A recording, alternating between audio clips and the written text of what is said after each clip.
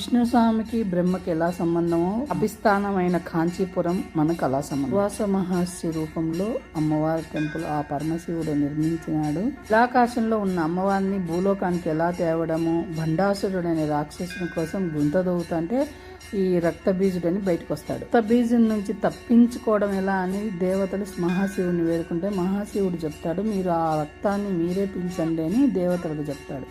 దేవతలకు చెప్పినప్పుడు దేవతలు తాగుతారు. కానీ ఆ రక్తబీజం రక్తం తాగడం వల్ల దేవతలకు దైవశక్తి పోతుంది. కానీ అమ్మవారు మళ్ళీ తిరిగి ఆ రక్తాసుని అమ్మవారే సంహరించడం జరుగుతుంది. జరిగిన తర్వాత దేవతలు స్వామి దగ్గర వేడుకుంటారు. ఈ దుష్ట ప్రభావాన్ని పోగొట్టడానికి స్వామి పంచగంగలు తీసుకొని వస్తాడు.